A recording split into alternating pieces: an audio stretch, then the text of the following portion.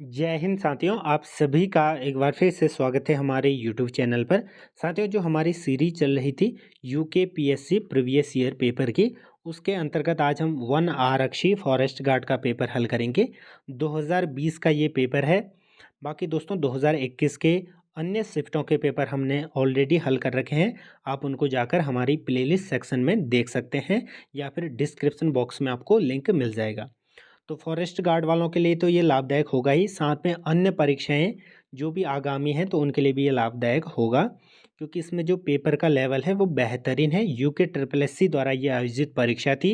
इसमें reasoning, GK और विशेष रूप से उत्तराखंड के काफ़ी महत्वपूर्ण प्रश्न इसमें पूछे गए हैं। आप एक बार इन प्रश्नों को देख सकते हैं। तो चलिए इनको एक एक करके पूरा अच्छे से सॉल्व करते हैं। बाकी एक्स्ट्रा इन्फॉर्मेशन जहाँ पर भी नीड होगी वहाँ पर हम बताते हुए चलेंगे। तो चलिए शुरू करते हैं। पहला हिंदी का सेक्शन है हमारा। इत्यादि का संधि विच्छेद होगा। तो इत्यादि का संधि विच्छेद क्या होगा? इति धन आदि। यहाँ पर आप ऑप्शन डी को यहाँ पर क्या कर लेंगे? टिक कर लेंगे। इति धन ई प्लस आ का मिलन होके यहाँ पर क्या बन रहा है? हमारा य बन रहा है। तो इत्यादि ऑप्शन डी हो जाएगा। अगला प्रश्न है, निम्न में से शुद्ध शब्द है। शुद्ध शब्द को हमें यहाँ पर छांटना है। इसके लिए आप क्या करेंगे? इस शब्द को लिख लीजिए, आपके माइंड में जो भी होगा। बाकी अंत्याक्षरी इस प्रकार से ये लिखा जाता है, ठीक है? अंत्याक्षरी, ठीक है? अंत्याक्षरी। तो ऑप्शन सी इसका क्या हो जाएगा? सही उत्तर हो जाएगा, दूसरे का ऑप्शन सी। बढ़ते हैं अगले प्रश्न की तरफ। समाचार लेखन की सबसे प्रचलित और प्रभावी लोकप्रिय शैली क्या है? तो उल्टा पिरामिड शैली इसको कहते हैं। उल्टा पिरामिड। इसके अंतर्गत जो भी लेखक है वो मेन बातें पहले कह देता है, ठीक है? तो समाचार पत्रों में भी संपादक या एडिटर इन्हीं चीज़ों का प्रयोग करता है। यानी कि मेन बातें आपने कभी भी समाचार पत्र पढ़ा होगा तो हेडिंग में ही आपको सारी चीज़ें पता चल जाती हैं, ठीक है? बाकी इसी प्रकार से उपन्यास या अन्य कहानियाँ ये होती हैं ट्रायंगल शेप में, ठीक है? इस शैली में, क्योंकि वहाँ पर जो मेन बातें होती है या जो सस्पेंस होता है वो कहानी के अंत में ही पता चलता है। अगला प्रश्न है हमारा, राजभाषा के प्रयोग का मुख्य क्षेत्र है। तो विधायिका, कार्यपालिका, न्यायपालिका, तीनों में ये होता है। ऑप्शन डी इसका सही उत्तर हो जाएगा, क्योंकि तीनों में इसका उपयोग होगा तभी तो वो राजभाषा कहलाएगी। देवनागरी लिपि अधिकांशतः है क्या है? ये वर्णात्मक है, ठीक है? इसका ध्यान रखिएगा। इसको बाएं से दाएं लिखा जाता है, ठीक है? जब हम हिंदी में लिखते हैं तो बाएं से दाएं ओर लिखते हैं। बाकी इस जो लिपि के कई सारी भाषाएं हैं, जैसे हमारी प्राचीन भाषाओं में संस्कृत, ठीक है, पाली, साथ में जैसे विदेशी भाषाएं नेपाली, मराठी, ठीक है, मराठी, ये सभी किस में है? ये देवनागरी लिपि में स्थित है, ठीक है? और इसमें नागरी लिपि भी इसको कहा जाता है। ये भी कई बार प्रश्न जो है पूछा जाता है। तो नागरी लिपि भी इसको कहा जाता है। अगला प्रश्न है, जो पत्र सरकारी विभागों, संबंध अधीनस्थ और स्वायत्त शासी निकायों, विदेशी सरकारों, राज्य सरकारों, स्वैच्छिक संस्थाओं अथवा व्यक्तियों को लिखा जाता है उसे कहते हैं। इसका सही उत्तर हो जाएगा हमारा, क्या हो जाएगा? सरकारी पत्र कहते हैं। हमने पढ़ा था कि फॉर्मल इनफॉर्मल लेटर जो हमने पढ़े थे, तो उसी का उदाहरण यहाँ पर पूछा गया है। निम्नलिखित में से एकार्थी शब्द है। तो एकार्थी अर्थात जिसका एक ही अर्थ हो, ठीक है? बाकी अन्य शब्द कई प्रकार के होते हैं जिनमें कई अर्थ निकलते हैं। तो एकार्थी को हमें यहाँ पर ढूंढना है। कर, कर का मतलब लगान भी होता है, कर का मतलब हाथ भी होता है, कर का मतलब किसी काम को करना भी होता है, ठीक है? ऐसे फिर गुरु, धन, इनके भी अलग अलग अर्थ हैं, लेकिन जो गंगा नदी है वो एक ही अर्थ निकालेगी। ऑप्शन 20 का सही उत्तर हो जाएगा। अगला प्रश्न है हमारा, उत्पत्ति के आधार पर शब्दों के भेद हैं। तो उत्पत्ति के आधार पर शब्दों के भेद हो जाएंगे तत्सम, तद्भव, देशज और विदेशज। अगर कभी अर्थ के आधार पर शब्दों के भेद पूछे तो एकार्थी, अनेकार्थी, पर्यायवाची, विलोम, ठीक है? ऐसे संरचना के आधार पर, ठीक है? तो इन सारी बातों को ध्यान में रखिएगा। ऐसे ही प्रश्न यहाँ पर बनते हैं। निम्नलिखित में से तत्सम शब्द है। खेत, दाहिना और किसान क्या है? ये तद्भव शब्द है, ठीक है? तद्भव शब्द है। बाकी आज्ञा क्या है हमारा? तत्सम शब्द है। इसका तद्भव रूप आदेश हो सकता है, ठीक है? अगला प्रश्न है, निम्न वाक्यों में से संयुक्त वाक्य है, संयुक्त वाक्य को हमें यहाँ पर छांटना है। हाल ही में पटवारी के एग्जाम में भी ये पूछा गया था कि संयुक्त वाक्य का उसमें उदाहरण था, उसमें हमें छांटना था कि वो वाक्य संयुक्त है, मिश्र है या फिर सरल वाक्य है। ठीक है, तो इसका वैसे सही उत्तर हो जाएगा, वो मैं आपको बता देता हूँ, वो हो जाएगा आपने परिश्रम किया और उत्तीर्ण हो गए। ठीक है, 10वीं का हो जाएगा सी। किस कवि को एक भारतीय आत्मा कहा जाता है? तो किस कवि को ये कहा जाता है? ये थे माखनलाल चतुर्वेदी, इसका सही उत्तर हो जाएगा।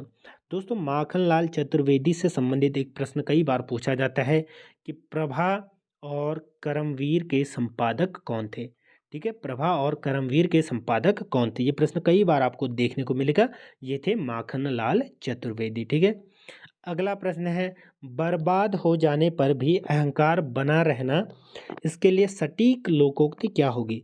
तो रस्सी जल गई पर ऐंठन नहीं गई, इसका क्या हो जाएगा? सही उत्तर हो जाएगा। क्योंकि बर्बाद हो जाने पर भी यानी कि रस्सी जल गई, ऐंठन नहीं गई, मतलब अहंकार, ईगो नहीं गया। अगला प्रश्न काफी महत्वपूर्ण है, आपका बंटी किस विधा की रचना है? विधा मतलब आप समझ सकते हैं कहानी, उपन्यास, जीवनी या आत्मकथा। ठीक है, जैसे अब कहानी लिखते हैं हम, कहानी हम कहीं चलते हुए भी पढ़ सकते हैं, या फिर कहानी एक छोटा वृतांत होता है किसी भी काल्पनिक या अकाल्पनिक। ठीक है, लेकिन उपन्यास थोड़ा सा बृहद रूप में होता है, उसको आप एक ही दिन में भी पढ़ सकते हैं, लेकिन मतलब बड़ा होता है कहानी से। बाकी जीवनी क्या होती है? किसी की जीवन के वृतांत को, उसके जीवन की उपलब्धियों को, इन सभी को लिखना क्या कहलाता है? जीवनी। बाकी अगर कोई लेखक अपनी जीवनी लिखे तो उसको आत्मकथा कहते हैं। तो आपका बंटी क्या है? ये एक उपन्यास है। किसने लिखा? ये लिखा था मन्नू भंडारी ने। ठीक है, ये कहाँ की थी? मध्य प्रदेश की थी। ठीक है, इसका भी ध्यान रखिएगा। तो आपको ये समझ में आया होगा। अगला प्रश्न, निम्नांकित में से शुद्ध वाक्य है, शुद्ध वाक्य को यहाँ पर छांटना है, तो ऑप्शन 20 का सही उत्तर हो जाएगा, मैं अनेक विद्वानों से मिला हूँ। ठीक है, आप इसकी प्रैक्टिस भी कर सकते हैं। अगला प्रश्न, काव्य रचना कुकुरमुत्ता के रचनाकार हैं, तो इसके रचनाकार कौन है? इसका जो सही उत्तर हो जाएगा सूर्यकांत त्रिपाठी निराला, और ये छायावाद के प्रमुख स्तंभों में से एक है। बाकी के 3 कौन कहलाते हैं? महादेवी वर्मा, जयशंकर प्रसाद और जो हमारे सुमित्रानंदन पंत जी। अगला प्रश्न, निम्नलिखित में से कमल का पर्यायवाची नहीं है? सरोज, नीरज और जो जलज होता है, ये क्या है? कमल के पर्यायवाची हैं। बाकी जो अम्बुद है वो इसका पर्यायवाची नहीं है। अम्बुद किसका पर्यायवाची है? ये है घन मेघ, यानी कि बादल का ये पर्यायवाची है। धराधर, ये सब किसके हैं? बादलों के नाम है। ठीक है, इसका ध्यान रखिएगा। अगला हमारा प्रश्न है, निम्नलिखित में से कौन सा स्वर मूल स्वर नहीं है? तो अ, ई और री क्या है? ये मूल स्वर है। बाकी जो ए है वो मूल स्वर नहीं है। ठीक है, अगला प्रश्न, टिप्पण से संबंधित कई बार प्रश्न पूछा गया है, तो ये मामलों का ब्यौरा तैयार करना इसका उद्देश्य हो जाएगा। ठीक है, अगला प्रश्न, पश्चिमी जर्मनी पर एक उमड़ती नज़र संस्मरण संग्रह के रचनाकार हैं, तो इसके रचनाकार कौन है? ये है मनोहर श्याम जोशी। 19वें का हो जाएगा ऑप्शन ए। बढ़ते हैं अगले प्रश्न की तरफ। ये हमारा हिंदी का अंतिम प्रश्न है, उसके बाद जीके के काफ़ी इंपॉर्टेंट क्वेश्चन यहाँ पर आने वाले हैं, तो वीडियो को पूरा जरूर देखिएगा। खड़ी बोली निम्नलिखित में से किस उपभाषा के अंतर्गत आती है? तो खड़ी बोली पश्चिमी हिंदी के अंतर्गत आती है, इस उपभाषा के अंतर्गत ये आती है। ऑप्शन डी यहाँ पर टिक कर लेंगे। बढ़ते हैं अगले प्रश्न की तरफ। अब हमारा जीके का सेक्शन स्टार्ट होता है। ये पेपर अब बाइलिंगुअल में होगा, यानी कि अंग्रेजी और हिंदी दोनों में होगा, तो जिसमें भी आप सुटेबल हो उसको यहाँ पर देखते हुए चलिएगा। बाकी जहाँ पर ज़रूरत होगी मैं सभी ऑप्शंस के बारे में अच्छे से एक्सप्लेन करने की कोशिश करूँगा। तो पहला प्रश्न हो जाएगा हमारा, वासुकी ताल स्थित है, तो ये केदारनाथ के निकट ये स्थित है। ठीक है, ऑप्शन ए इसका सही उत्तर हो जाएगा। केदारनाथ से संबंधित एक प्रश्न बनता है कि इसके किनारे कौन सी नदी बहती है, या फिर किस नदी के किनारे ये बसा हुआ है? तो मंदाकिनी नदी के किनारे ये बसा हुआ है। ठीक है, केदारनाथ मंदिर। अगला हमारा प्रश्न, एक तस्वीर, ये हमारा रीजनिंग का प्रश्न हो जाएगा। एक तस्वीर की ओर इशारा करते हुए राम ने मोहन से कहा, इसके पिता मेरी माँ के इकलौते पुत्र हैं। ठीक है, तो राम ने मोहन से कहा। ठीक है, तो राम कह रहा है कि इसके पिता यानी कि मान लीजिए ये राम है, ये मोहन से कह रहा है। ठीक है, ये लड़की है वो, इसके पिता यानी कि इसके पिता मेरी माँ के इकलौते पुत्र हैं, यानी कि इनकी माँ की इकलौते पुत्र हैं। तो यहाँ पर आप समझ सकते हैं कि वो राम की क्या है, बेटी है। ठीक है, राम की लड़की है। ठीक है, जिसकी तस्वीर वो इशारा कर रहा है। ठीक है, ऑप्शन डी इसका सही उत्तर हो जाएगा। बढ़ते हैं अगले प्रश्न की तरफ। अगला हमारा प्रश्न है, स्वामी विवेकानंद आश्रम स्थित है। तो ये श्यामला ताल के किनारे स्थित है। अब बात आती है श्यामला ताल कहाँ पर स्थित है, तो श्यामला ताल स्थित है चंपावत में। ठीक है, चंपावत जनपद में स्थित है। कुमाऊं का ये जनपद है। टनकपुर से लगभग 30 किलोमीटर की दूरी पर यह स्थित है। 1913 ईस्वी में इसकी स्थापना की गई थी, स्वामी विवेकानंद आश्रम की।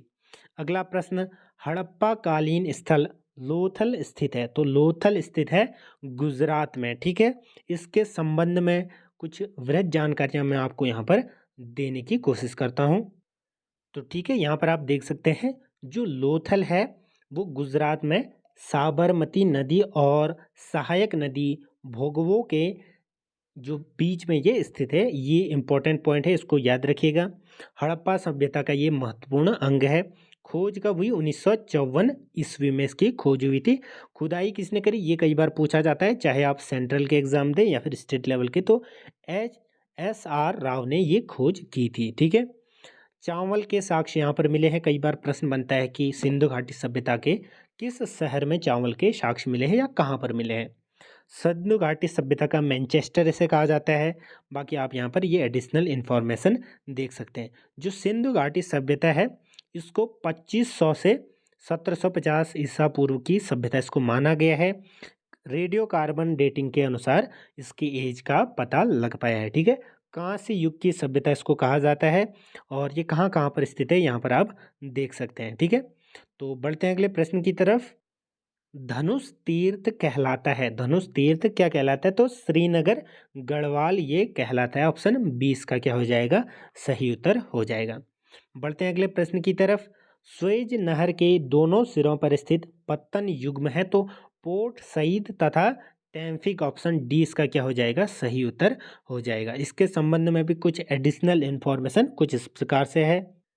ठीक है, इस पर काफ़ी प्रश्न बनते हैं। स्वेज नहर एक मानव निर्मित जलमार्ग है जो लाल सागर के माध्यम से, ठीक है, भूमध्य सागर और हिंद महासागर को जोड़ता है। तो इसको याद रखिएगा, भूमध्य सागर और हिंद महासागर को ये जोड़ता है लाल सागर के माध्यम से। ठीक है, यहाँ पर आप देख सकते हैं यूरोप और एशिया के बीच एक अधिक प्रत्यक्ष शिपिंग पथ ये बनाता है। व्यापार के लिए, व्यापार के दृष्टिकोण से काफ़ी महत्वपूर्ण है। 1869 ईस्वी में इसकी जो है शुरुआत हुई थी। जो यहाँ पर ये यहाँ पर कोई भी कार्य अर्थात ये बनकर कब पूरा हुआ, 17 नवंबर 1869 ईस्वी को। ठीक है, 10 साल लग गए इसको बनने में, आप यहाँ पर देख सकते हैं। पोर्ट सईद से 120 मील दक्षिण की ओर स्वेज नहर, ठीक है, स्वेज खाड़ी के उत्तरी किनारे पर स्थित तक ये फैली हुई है। पिक्चर मैं आपको यहाँ पर दिखा देता हूँ। तो इमेज आप यहाँ पर देख सकते हैं, ये पोर्ट सईद है और ये हमारी स्वेज नहर होगी। यहाँ पर हो गया स्वेज शहर। ठीक है, यहाँ पर हो जाएगा हमारा हिंद महासागर, ये हो जाएगा हमारा भूमध्य सागर। ठीक है, इसका ध्यान रखिएगा, कई बार प्रश्न इससे बनते हैं।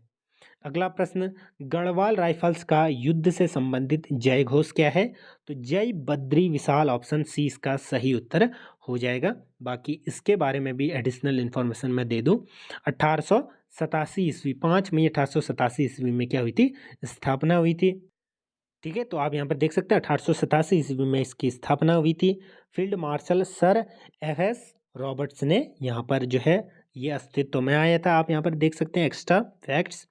और जो सैन्य दल केंद्र है लैंसडाउन, इसकी स्थापना हुई थी 1 अक्टूबर 1921 ईस्वी को। ठीक है, पौड़ी गढ़वाल में। किन किन लड़ाइयों में इसने भाग लिया आप यहाँ पर देख सकते हैं। 1962 भारत चीन युद्ध, भारत पाक युद्ध, ब्लू स्टार ऑपरेशन 1984। ठीक है, बद्री विशाल लाल की जय, ये क्या है, इनका नारा है। बढ़ते हैं अगले प्रश्न की तरफ। सीमांत गांधी के नाम से किसे जाना जाता है, तो खान अब्दुल गफर खां को ये जाना जाता है। भोटिया जाति का ग्रीष्मकालीन अवकाश या फिर आवास कहलाता है। तो मैत इसको कहते हैं।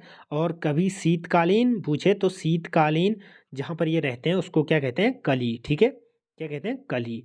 और ग्रीष्मकालीन को मैत। ठीक है। अगला हमारा प्रश्न हो जाएगा, निम्न में से कौन सी एक उच्च संस्था की स्थापना सन 1982 ईस्वी में की गई थी? तो ये की गई थी नाबार्ड की स्थापना। ठीक है। ये क्या है? एक बैंक है, national bank for agriculture and rural development. ठीक है। 12 जुलाई 1982 ईस्वी में इसकी स्थापना हुई थी। कई बार फुल फॉर्म भी इसका पूछा जाता है, तो इसको ध्यान में रखिएगा। बद्रीनाथ धाम के मुख्य पुजारी रावल निम्न में से किस क्षेत्र से चुने जाते थे? तो कई लोगों का इसमें दिमाग लगेगा कि बद्रीनाथ या चमोली से ही चुने जाते होंगे, लेकिन ये गलत हो जाएगा क्योंकि ये मालाबार क्षेत्र से ये चुने जाते हैं, जो कि कहाँ पर है? केरल, कर्नाटक और तमिलनाडु के मध्य में ये स्थित है। ऑप्शन सी हो जाएगा। इसके बारे में भी एडिशनल इन्फॉर्मेशन कुछ इस प्रकार से है। ठीक है, तो यहाँ पर आप देख सकते हो उत्तराखंड में बद्रीनाथ के मुख्य पुजारी जो रावल जिनको कहते हैं, आमतौर पर केरल के मलयाली पुजारी होते हैं। ठीक है। ये 19वीं शताब्दी से ये चला आ रहा है। ठीक है। बद्रीनाथ धाम उत्तराखंड के चमोली में स्थित है। ओके। तो और बाकी 3 धाम कौन से हैं? द्वारिकापुरी, जगन्नाथपुरी और रामेश्वरम। इन सभी के राज्य, संबंधित राज्य को भी आप यहाँ पर याद रखिएगा, कई बार पूछे जाते हैं। अगला प्रश्न, भारत पुरुष हॉकी विश्व कप की मेजबानी करेगा? 2023 इसका सही उत्तर हो जाएगा। उस समय के परिप्रेक्ष्य में ये प्रश्न बना था। बाकी दोस्तों ये इसका आयोजन स्टार्ट हो गया है, 13 जनवरी से ये स्टार्ट हो गया है भारत में ही। ठीक है। और पहला मुकाबला भारत जीत भी गई है। ठीक है। तो यहाँ पर आप देख सकते हैं उड़ीसा में 13 से 29 जनवरी 2023 तक ये चलेगा। बाकी कुछ कप हैं जो कई बार पूछे जाते हैं एग्ज़ाम में, तो वो यहाँ पर आप देख सकते हैं। Rene Frank trophy, Aga Khan cup, Beighton cup, Bombay gold cup, Dhyanchand trophy, Guru Nanak cup. ठीक है। Tommy Imam gold cup, Ranjit Singh gold cup, Scindia gold cup. कई बार प्रश्न ये बनते हैं कि ये कप किससे संबंधित है? नीचे ऑप्शन दे देगा फुटबॉल, हॉकी, तो हॉकी के ये कप यहाँ पर हैं। अगला प्रश्न है, उत्तराखंड के हस्तशिल्प उद्योग में प्रयुक्त रिंगाल का वानस्पतिक नाम क्या है? इसका सही उत्तर हो जाएगा ऑप्शन बी। ठीक है। किम नोबबुम्बुसा फलकाटा। ठीक है। किम नोबबुम्बुसा फलकाटा, ऑप्शन बी इसका सही उत्तर हो जाएगा। एक और प्रश्न यहाँ पर रीजनिंग का ये आ गया है, डायरेक्शन से संबंधित ये प्रश्न है। इसकी मैंने एक सेपरेट वीडियो बनाई है, आप उसको जाकर देख सकते हैं। रीजनिंग सीरीज भी हमारी पैरेलल चल रही है, तो उसको भी आप जाकर चेकआउट कर सकते हैं। ठीक है। तो यहाँ पर क्या क्या चीज़ें कही गई है देखते हैं। राम 12 किलोमीटर दक्षिण की ओर चलता है। ठीक है। दक्षिण हो गया हमारा इस तरफ, तो 12 किलोमीटर ये चला। फिर 10 किलोमीटर दाईं ओर मुड़कर 10 किलोमीटर चलता है। तो अब मान लीजिए वो यहाँ पर खड़ा है इस तरफ मुंह करके, तो उसका दाहिना हाथ इधर हो जाएगा, बायां हाथ इधर। तो दाहिनी तरफ वो चला 10 किलोमीटर। ठीक है। 10 किलोमीटर। उसके बाद दाईं ओर मुड़कर 12 किलोमीटर चला। तो अब ये यहाँ पर खड़ा है, मुंह इसका इस तरफ है, तो दाहिना हाथ ऊपर हो गया, बायां हाथ नीचे। तो दाहिनी तरफ और कितना चला? 12 किलोमीटर। तो ये प्रारंभ से जो आरंभ में स्टार्ट किया था वहाँ से अभी तक कितनी दूरी है? तो 10 किलोमीटर हो जाएगी। आप यहाँ पर देख सकते हैं, सिंपल इसमें लॉजिक था। अगला प्रश्न है, वन अनुसंधान संस्थान देहरादून के मुख्य प्रवेश द्वार का नाम है? तो ब्रांडिस गार्डन गेट इसका सही उत्तर हो जाएगा। 35वें का क्या हो जाएगा? Option B. अगला प्रश्न है हमारा, एक घड़ी क्रमशः 1 बजे एक बार, 2 बजे 2 बार। तो इसमें कहा गया है कि जैसे मान लीजिए 5 बजेगा तो 5 बार वो घड़ी बजेगी, 6 बजेगा तो 6 बार वो घड़ी बजेगी। ठीक है। तो 24 घंटे में वो कितनी बार टोटल घड़ियाँ बजेंगी, ये पूछा गया है। आप इसका उत्तर बता सकते हैं। बाकी कमेंट सेक्शन में इसका उत्तर बता दीजिएगा। मैं इसका जो आंसर है वो कम्युनिटी पोस्ट में या फिर नेक्स्ट वीडियो में अपलोड कर दूँगा। भारत सरकार ने किसानों के लिए राष्ट्रीय नीति की मंजूरी दी, कब दी थी? 2007 ईस्वी में ये दी थी। 37वें का हो जाएगा हमारा ऑप्शन सी। अगला प्रश्न है हमारा, 1 जनवरी 2006 ईस्वी को रविवार था, तो 1 जनवरी 2010 ईस्वी को कौन सा दिन रहेगा? इस प्रश्न को हल करने से पहले मैं कुछ एडिशनल इन्फॉर्मेशन आपको बताना चाहता हूँ, उसके बाद हम इस प्रश्न को हल करेंगे। देखिए कुछ इन्फॉर्मेशन को जिस प्रकार से है, किसी भी वर्ष में 365 या 366 दिन होते हैं। 365 साधारण वर्ष में होते हैं, लीप ईयर में 366 दिन होते हैं। अब ये कैसे पता करें कि ये लीप ईयर है कि नहीं? तो किसी भी साल को, जैसे 2008 है, उसको 4 से भाग देंगे। अगर पूरा पूरा चले जाए तो वो क्या होगा? लीप ईयर होगा। उसमें 366 दिन होंगे, क्योंकि उसमें जो फरवरी होगी 29 दिनों की होगी। बाकी जिसमें पूरा भाग न जाए तो उसमें 365 दिन होते हैं। ठीक है, तो सामान्य वर्ष में 365, लीप वर्ष में 366। अब 365 में 52 सप्ताह और एक विषम दिन होता है, और जो लीप वर्ष होता है उसमें 2 विषम दिन होते हैं। ठीक है, 2 विषम दिन होते हैं। विषम दिन कैसे निकालेंगे? मैंने वही लॉजिक बताया था जो हमारी रीजनिंग वाली सीरीज थी, जिसमें मैंने ये पूरा कॉन्सेप्ट बताया था। तो 7 से भाग देंगे किसी भी दिन को, तो वहाँ पर जो भी ऑड डेज निकलेगा उनको विषम दिन कहते हैं। ठीक है, तो इसमें 52 सप्ताह और 2 दिन बचते हैं हमारे विषम। बाकी एडिशनल इन्फॉर्मेशन यहाँ पर आप देख सकते हैं। तो इसी का प्रयोग करके हम इसको यहाँ पर सॉल्व करेंगे। ठीक है, तो कहा क्या गया है कि 1 जनवरी 2006 ईस्वी को रविवार था। ठीक है, इसका मतलब 31 दिसंबर 2005 को कौन सा वार होगा? शनिवार होगा। इसकी ज़रूरत पड़ेगी तभी मैं आपको ये बता रहा हूँ। ठीक है, क्यों? क्योंकि वो मैं आपको आगे बता दूंगा। ठीक है, क्योंकि 1 जनवरी को रविवार था तो एक दिन पहले हम चले गए पीछे, तो 31 दिसंबर को शनिवार हो गया। अब हम ऑड डेज गिनते हैं 2006 में, तो 2006 में हमारा ऑड डे होगा 1। 2007 में 1 होगा। 2008 क्योंकि ये लीप वर्ष है तो 2 ऑड डेज होंगे। फिर 2009 में 1। तो टोटल हमारे पास कितने दिन बचे? 5 विषम दिन बचे। ठीक है, इन सभी को नोट डाउन करते हुए चलिएगा, क्योंकि जो है प्रश्न थोड़ा सा ट्रिकी है। ठीक है, तो 5 ऑड डेज हमारे आ गए। अब हमारा आ रखा था कि 31 दिसंबर 2005 को हमारा कौन सा डे था?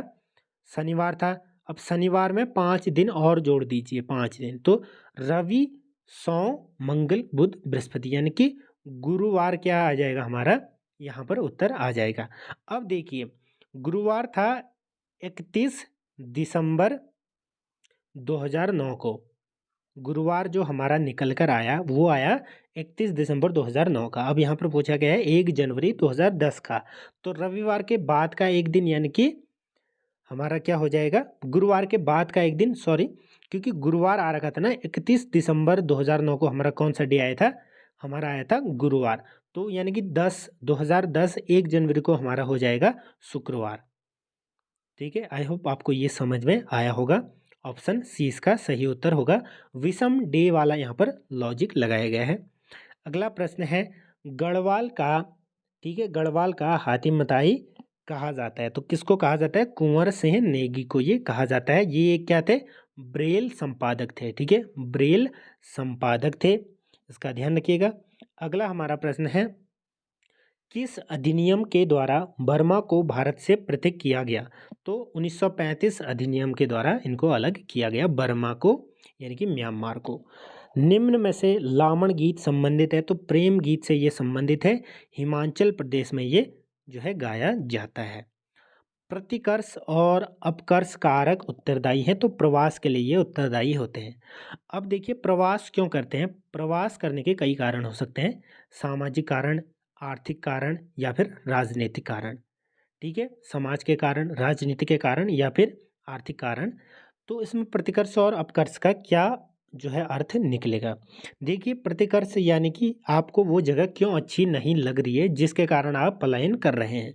अपकर्ष यानी कि पुल, कि आपको वहाँ पर कौन सी चीज़ें अच्छी लगी, अच्छी स्वास्थ्य सुविधाएं, अच्छी इनकम, अच्छा काम, तो तब आप वहाँ पर प्रवास कर रहे हैं, रहने की जगह।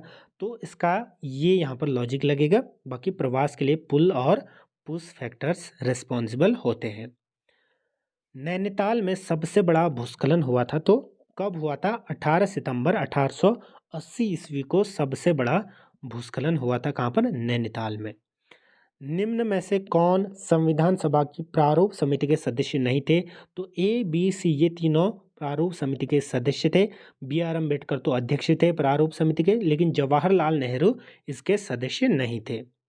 रावण की तपस्थली बैरास कुंड स्थित है। बैरास कुंड कहाँ पर स्थित है?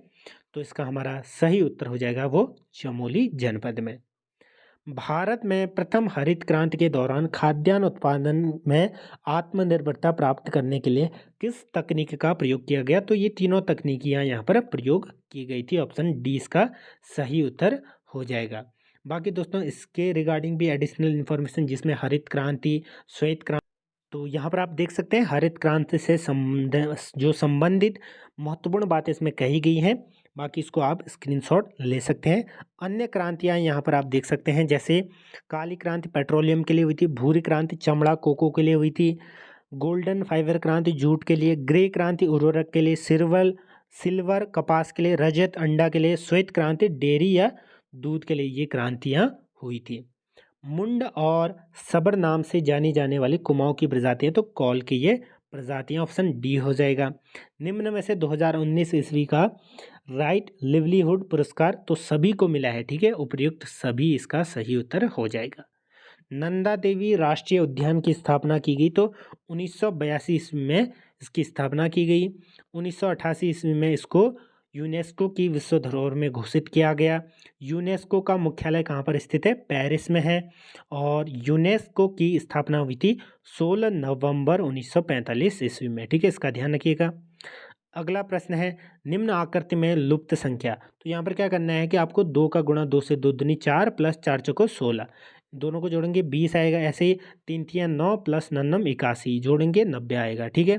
ऐसे एक कम 1 प्लस 5 बचे 25, तो ये 26 इसका सही उत्तर हो जाएगा, क्योंकि एक कम 1 प्लस 5 का स्क्वायर 25 26, ठीक है। अगला प्रश्न, प्राचीन काल में अस्कोट राजधानी थी। अस्कोट किसकी राजधानी थी? कत्यूरी राजवंश की राजधानी थी, हालांकि बाद में पाल वंश की भी थी। डचों ने बंगाल में अपने पहले केंद्र की स्थापना की, ठीक है। तो ऊपर वाला प्रश्न आप देख सकते हैं, कत्यूरी राजवंश इसका सही उत्तर था, ऑप्शन सी। डचों ने बंगाल में अपनी पहले केंद्र की स्थापना कहाँ पर की थी? तो चिनसुरा में ये करी थी, ऑप्शन डी हो जाएगा। टिहरी रियासत के किस राजा को अपने नाम से शहर स्थापना की परंपरा शुरू करने का श्रेय जाता है? तो प्रताप शाह इसका सही उत्तर हो जाएगा, इसने प्रतापनगर की स्थापना करी। वायुमंडल में किस सतह में तापमान स्थिर रहता है? क्षोभ मंडल, समताप मंडल या ओजोन मंडल या आयन मंडल? तो समताप मंडल इसका सही उत्तर हो जाएगा। जो पृथ्वी की आवरण के बाद सबसे पहला आता है हमारा क्षोभ मंडल, जिसमें जो भी मौसमी गतिविधियां होती हैं, ठीक है, क्षोभ मंडल इसको कहते हैं। क्षोभ मंडल के बाद लगभग 50 से 80 किलोमीटर के ऊपर आता है हमारा समताप मंडल। ये द्वितीय मंडल है, इसमें ओजोन लेयर पाई जाती है जो कि परावैंगनी किरणों को अवशोषित कर लेती है। अलगोजा बजाया जाता है, तो मुंह से ये बजाया जाता है, कुछ इस प्रकार से ये होता है, ठीक है। अगला हमारा प्रश्न है, संयुक्त राष्ट्र निशस्त्रीकरण आयोग की स्थापना की गई। इसका जो सही उत्तर हो जाएगा वो हो जाएगा हमारा 11 जनवरी 1952 ईस्वी में। केदारनाथ पुनर्निर्माण का कार्य नेहरू पर्वतारोहण संस्थान को आधिकारिक तौर पर कब सौंपा गया? तो 11 मार्च 2014 ईस्वी को ये सौंपा गया था, ऑप्शन बी हो जाएगा, क्योंकि 2013 में यहाँ पर बहुत बड़ी आपदा आई थी 16-17 जून के करीब, ठीक है। अगला प्रश्न, भारत में कार्य के बदले अनाज कार्यक्रम ये पहल कब शुरू हुई थी? 1977-78 ईस्वी में। एकीकृत औद्योगिक नीति 2008 ईस्वी के अंतर्गत उत्तरकाशी जनपद को किस श्रेणी में रखा गया? तो श्रेणी ए में इसको रखा गया था। अगला प्रश्न है, लद्दाख के प्रथम लेफ्टिनेंट गवर्नर है, तो राधा कृष्ण माथुर इसका क्या हो जाएगा सही उत्तर। अलकनंदा एवं धौलीगंगा का संगम स्थल है, ये कहाँ पर मिलती हैं? इसका सही उत्तर हो जाएगा हमारा विष्णुप्रयाग, ठीक है, 61वें का ऑप्शन बी विष्णुप्रयाग। बढ़ते हैं अगले प्रश्न की तरफ। अगला हमारा प्रश्न है, निम्नलिखित चित्र में लुप्त संख्या ज्ञात कीजिए। तो इसमें करना क्या है कि आपको पहले 2 प्लस, ठीक है, 2 + 5 यानी कि 5 2 7 - 1, ठीक है, इसको घटा देना है। इसको और इसको जोड़ा हमने, फिर 1 घटा दिया, ये आ गया हमारा 6। जो बीच में है उसको 2 से गुणा कर दो, 3 दूनी 6, तो 6 या 6 बराबर आ गया। अब अगले तीसरे में देखें तो 23 और 38 को हम यहाँ पर जोड़ देंगे, तो ये हो जाएगा 8 9 10 11, ठीक है। 3 2 5 1 6, 61 में से 1 घटा देंगे, ये हो जाएगा 60, और जो बीच का है इसको 30 को गुणा 2 कर देंगे तो ये हो जाएगा 60। तो यही लॉजिक हमें ऊपर वाले में भी लगाना है। इसका सही उत्तर आप कमेंट सेक्शन में दीजिएगा। उत्तरांचल उत्तराखंड राज्य गठन के बाद अंतरिम विधानसभा के कुल सदस्यों की संख्या 30 थी। ठीक है। अगला प्रश्न, अंग्रेजी वर्णमाला में बाएं से 25वें अक्षर के बाएं में 13वां अक्षर होगा। इसके लिए आप सिंपली क्या करेंगे, वर्णमाला को यहाँ पर लिख लेंगे तो आपको उत्तर आ जाएगा, जो कि है ऑप्शन ए। निम्नलिखित में से उत्तराखंड के सूक्ष्म लघु और मध्यम उद्योग का शीर्ष निकाय कौन सा है? ठीक है, इसका सही उत्तर हो जाएगा हमारा इंडस्ट्रीज एसोसिएशन ऑफ उत्तराखंड। ठीक है। अगला प्रश्न, poverty and un British rule in India के लेखक कौन है? तो ये है दादा भाई नौरोजी। ठीक है, ऑप्शन 66 में का ऑप्शन डी हो जाएगा। और सिडकुल का मुख्यालय भी पूछा जाता है, वो कहाँ पर है? देहरादून में। ठीक है, कई बार ये प्रश्न बनता है। ग्राम्या क्या है? तो ग्राम्या वन से संबंधित प्रश्न पटवारी में आया था, तो इसका सही उत्तर हो जाएगा हमारा 67वें का ऑप्शन डी, जलागम संरक्षण, सामुदायिक स्तर की क्षमता निर्माण और आजीविका संवर्धन योजना, यानी कि प्रमोशन ऑफ लाइवलीहुड। ठीक है। निम्नलिखित में से कौन सी गैस हमें सूर्य से आने वाली हानिकारक पराबैंगनी विकिरण से बचाती है? तो ओजोन गैस इसका सही उत्तर हो जाएगा। O3 क्या होता है? इसका फॉर्मूला होता है रासायनिक। अगला प्रश्न है हमारा, निम्नलिखित में से अनासक्ति आश्रम किस जिले में स्थित है? तो इसका सही उत्तर हो जाएगा हमारा बागेश्वर में ये स्थित है। अगला प्रश्न काफ़ी इंपॉर्टेंट प्रश्न अब आने वाला है, निम्नलिखित में से मानव अधिकारों की सार्वभौमिक घोषणा में कौन सा अधिकार सम्मिलित है? इसका सही उत्तर हो जाएगा हमारा, ठीक है, 70वें का उपयुक्त सभी, क्योंकि नागरिक, राजनीतिक, सामाजिक, आर्थिक एवं सांस्कृतिक सभी अधिकार उसमें सम्मिलित हैं। उत्तराखंड का सबसे बड़ा राष्ट्रीय पार्क स्थित है? इसका सही उत्तर है हमारा गंगोत्री नेशनल पार्क। ये प्रश्न कई बार पूछा जाता है, बार बार ये प्रश्न बनता है। भारत से वस्तु निर्यात योजना के अंतर्गत सभी देशों को कितने वर्गों में विभाजित किया गया है? इसका जो सही उत्तर है, कितने वर्गों में ये विभाजित किया गया है? 3 वर्गों में ये विभाजित किया गया है। 1857 ईस्वी के पश्चात नैनीताल को स्किली शिक्षा के केंद्र के रूप में विकसित करने का श्रेय किसके जाता है? तो हेनरी रैमजे इसका सही उत्तर हो जाएगा। ठीक है। अगला प्रश्न, सिन्यू मैत्री 2019 क्या है? तो ये एक सैन्य अभ्यास था। किन 2 देशों के बीच था? तो ये था भारत व जापान की वायुसेनाओं का संयुक्त युद्धाभ्यास था। उत्तराखंड में वन आंदोलन से संबंधित तिलाड़ी कांड हुआ था 1930 ईस्वी में ही हुआ था ये।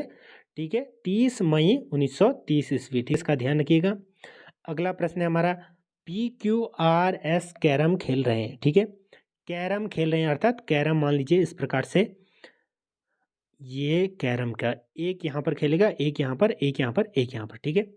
अब क्या कहा गया है, देखिए, SR के दाईं ओर बैठा है, मान लीजिए S यहाँ पर बैठा है, SR के दाईं ओर बैठा है, जैसे ये R है, इसके दाईं ओर कौन बैठा है? S बैठा है। ठीक है, जो पश्चिम की ओर मुंह करके बैठा है। ठीक है, ये भी ध्यान में रखिएगा, SR के दाईं ओर बैठा है और वो पश्चिम की ओर मुंह करके बैठा है, यानी कि पश्चिम ये नॉर्थ, ये साउथ, यानी कि सेम फिगर यहाँ पर ये बनेगा। अगला है, तो Q किस दिशा में मुख करके बैठा है, ये पूछा गया है। ठीक है, तो यहाँ पर एक और पॉइंट आपको क्या याद रखना है कि PR और SQ क्या है? साझेदार हैं, पार्टनर हैं, ये भी आप यहाँ पर ध्यान रखेंगे। ठीक है, जो पार्टनर होते हैं वो अपोजिट होते हैं। ठीक है, तो हमें कहाँ तक पता लग गया था? हमें लग गया था यहाँ पर जो है S और R, यहाँ तक पता लग गया था, यानी कि S और R, तो SQ पार्टनर थे, तो Q कहाँ पर होगा? हमारा होगा वो इस तरफ। तो Q हमें पूछा गया कि Q किस दिशा में बैठा है। ठीक है, तो Q किस दिशा में मुंह करके बैठा है, तो ये उत्तर इसका क्या हो जाएगा? सही उत्तर हो जाएगा 76वें का ऑप्शन डी। गंगा नदी को राष्ट्रीय नदी घोषित किया गया, कब किया गया? इसका सही उत्तर हो जाएगा हमारा 4 नवंबर 2008 ईस्वी को। एलोरा का प्रसिद्ध कैलाश मंदिर किसने बनाया था? तो कृष्ण प्रथम ने ये बनाया था, महाराष्ट्र जो है जिले में, सॉरी, राज्य में उत्तराखंड वन विकास निगम का गठन हुआ था। इसका गठन हुआ था 1 अप्रैल 2001 ईस्वी को, ठीक है, 2001 ईस्वी को। निम्न में से कौन सा नगर कर्क रेखा के समीप है? तो कोलकाता इसका सही उत्तर हो जाएगा। मैप को थ्रू इसको समझने का प्रयास करें। ठीक है, तो इंडिया का मैप कुछ इस प्रकार से है, आप यहाँ पर देख सकते हैं। जो ट्रॉपिक ऑफ कैंसर है, कर्क रेखा, ये भारत के 8 राज्यों से होकर गुजरती है। सबसे पहले गुजरात, राजस्थान, फिर उसके बाद मध्य प्रदेश, छत्तीसगढ़, झारखंड, और उसके बाद पश्चिम बंगाल, फिर मिजोरम, ठीक है, मेघालय, मिजोरम और त्रिपुरा। ठीक है, इसका ध्यान रखिएगा। यहाँ पर ये 8 राज्यों से होकर ये गुजरती है। तो ये रेखा है, कलकत्ता यहाँ पर स्थित है, तो सबसे समीप ये इसी के क्या हो जाएगी कलकत्ता। उत्तराखंड में एक नाली भूमि कितनी मुट्ठी होती है? तो 16 मुट्ठी होती है। ठीक है, 16 मुट्ठी के बराबर एक नाली होती है, और एक मुट्ठी लगभग 135 वर्ग फुट ये जमीन होती है।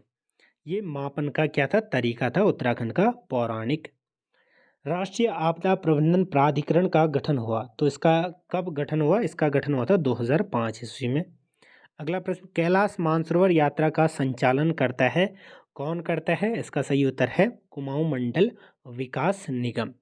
आवृत्ति आयत चित्र का मान ज्ञात करने में अधिकतम उपयोग है, इसका सही उत्तर हो जाएगा हमारा, ये क्या हो जाएगा? ऑप्शन सी, बहुलक का। ठीक है, मोड का जो हिस्टोग्राम होता है वो मोड का। ठीक है, किस भारतीय को सर्वप्रथम रॉयल जियोग्राफिक सोसाइटी स्वर्ण पदक प्राप्त हुआ था? तो ये प्राप्त हुआ था पंडित नैन सिंह रावत को।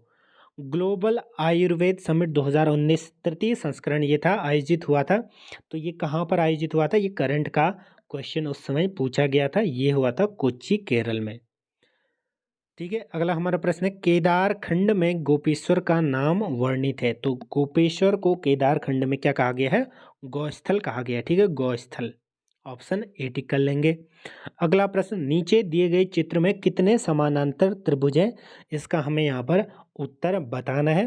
88 का सही उत्तर हो जाएगा हमारा 18। कैसे? इसको गिन सकते हैं हम, 1 2 3 4 5 6। ठीक है, 6 तो ये हो गए। उसके बाद आप यहाँ पर देख सकते हैं, एक ये बनेगा, एक ये बनेगा, एक ये बनेगा, एक ये बनेगा, फिर उसके बाद आप देख सकते हैं एक ये बनेगा। ठीक है, एक ये बनेगा, फिर उसके बाद आप देख सकते हैं एक ये बनेगा, फिर उसके बाद एक ये बनेगा। ठीक है, तो पूरा एक ये बनेगा, फिर उसके बाद एक ये बनेगा। तो टोटल कितने हो गए हमारे? 18 त्रिभुज यहाँ पर बन जाएंगे, सॉरी, समानांतर चतुर्भुज। उत्तराखंड में सेंटर फॉर एरोमेटिक प्लांट्स स्थित है, ये कहाँ पर स्थित है? इसका सही उत्तर है सेलाकुई में ये स्थित है। मुगल साम्राज्य के पतन के लिए कृषि संकट का सिद्धांत किसने प्रस्तुत किया? ये किया था इरफान हबीब ने। दोस्तों अब 9 प्रश्न में यहाँ पर बचे हुए हैं, तो पूरे प्रश्नों को जरूर देखिएगा।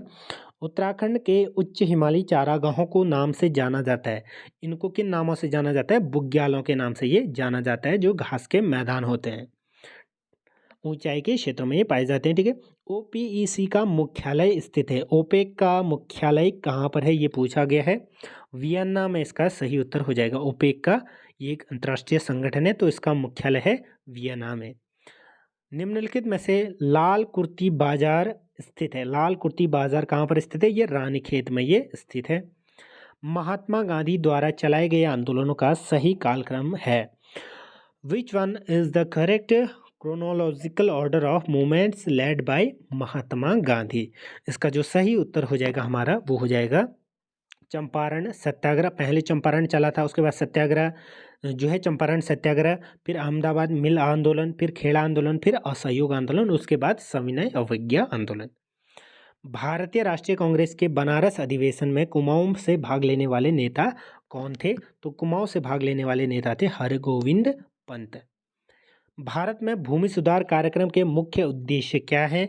तो इसका सही उत्तर हो जाएगा हमारा उपर्युक्त सभी, क्योंकि मध्यवर्ती की समाप्ति, पट्टेदारी व्यवस्था सुधार, भूमि जोतों का उच्चतम सीमा निर्धारण। ठीक है, 1916 ईस्वी में किस प्रकार की समस्याओं के समाधान हेतु कुमाऊं एसोसिएशन की स्थापना किस वर्ष की गई थी?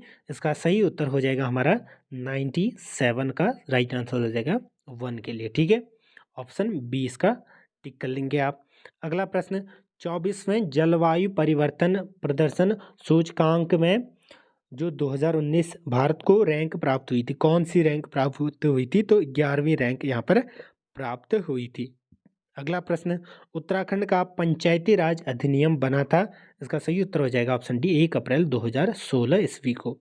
अंतिम प्रश्न, कोई तोता काला नहीं, सारे कौवे काले हैं, उपयुक्त के आधार पर कौन सा निर्णय सत्य है? ठीक है, मान लीजिए कोई तोता काला नहीं, ठीक है, सारे कौवे काले हैं, तो ये कौवे हैं, ये काले, ठीक है, कौवे काले हैं।